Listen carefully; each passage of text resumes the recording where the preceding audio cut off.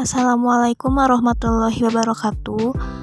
Perkenalkan, nama saya Sridati Handihastuti dengan NIM 2006051. Pada kesempatan ini, saya akan menjelaskan mengenai resume artikel jurnal publikasi penelitian dengan jenis metode machine learning clustering. Sebelum membahas mengenai resume artikel publikasi penelitian, alangkah baiknya kita mengetahui terlebih dahulu jenis metode machine learning, diantaranya classification, clustering, dan regression. Yang pertama yaitu classification. Klasifikasi termasuk ke dalam supervised learning, yang dimana klasifikasi adalah sebuah teknik untuk mengklasifikasikan atau mengategorikan beberapa item yang belum berlabel ke dalam sebuah set kelas discrete.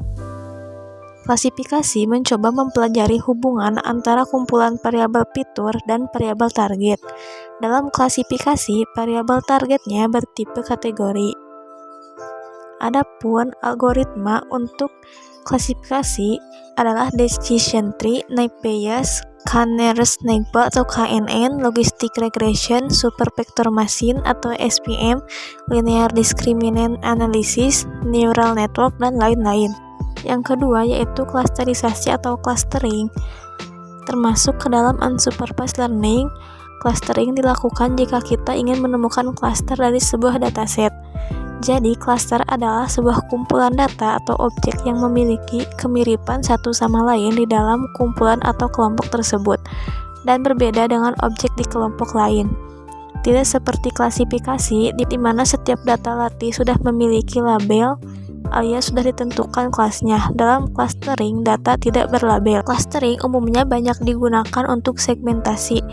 Proses segmentasi biasanya tidak dapat dikerjakan dengan mudah untuk data dengan jumlah yang sangat besar. Oleh karena itu, dibutuhkan pendekatan analitis untuk membagi data tersebut menjadi bagian-bagian yang lebih kecil berdasarkan kemiripan karakteristiknya. Adapun algoritma clustering terbagi menjadi 3 jenis, yaitu partition based clustering, diantaranya k-means, k-median, fuzzy, c-means. Kemudian tipe kedua hierarchical clustering dengan algoritma agglomeratif dan divisif. Untuk tipe ketiga density based clustering, algoritmanya yaitu Obscan. Yang ketiga yaitu regression atau regresi, adalah suatu teknik analisis untuk mengidentifikasi relasi atau hubungan di antara dua variabel atau lebih. Regresi bertujuan untuk menemukan suatu fungsi yang memodelkan data dengan meminimalkan error atau selisih antara nilai prediksi dengan nilai sebenarnya. Regresi termasuk ke dalam supervised learning yang digunakan untuk memprediksi nilai kontinu. Dalam regresi ada 2 jenis variabel, yaitu dependent variable dan independent variable. Variabel dependen adalah variabel yang akan kita prediksi atau pelajari, sedangkan variabel independen adalah variabel yang menjelaskan atau menyebabkan nilai target di variabel dependen. Algoritma untuk regresi diantaranya linear regression, polynomial regression, lasso regression, ridge regression, Bayesian linear regression, decision tree regression, neural network regression, dan lain-lain.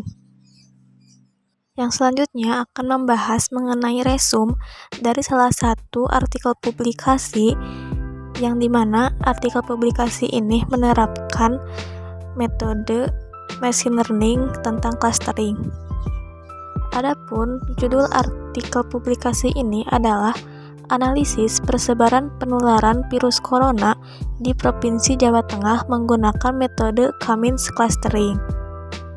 Adapun tujuannya yaitu untuk memudahkan pemerintah daerah Jawa Tengah dalam mengambil tindakan pencegahan penularan virus corona, maka perlunya peneliti untuk menentukan tingkat persebaran penularan virus corona. Jurnal publikasi ini dipublikasikan pada tahun 2021 dengan penulisnya yaitu Darmansyah dan Niwayan Wardani. Yang selanjutnya yaitu metode yang digunakan adalah clustering.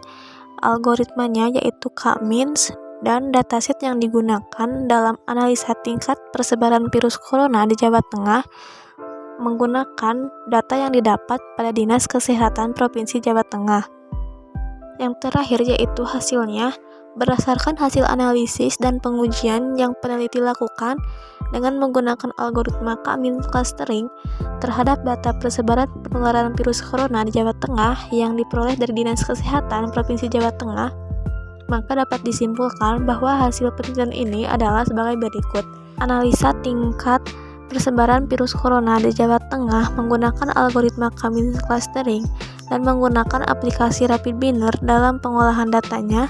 Pada penelitian ini, peneliti mendapat atau menentukan jumlah klaster terdiri dari 3 macam klaster, yaitu C0, C1, dan C2, di mana C0 adalah tingkat persebaran virus corona di kabupaten atau kota se-Jawa Tengah dengan kategori rendah, C1 dengan kategori sedang, dan C2 dengan kategori tinggi.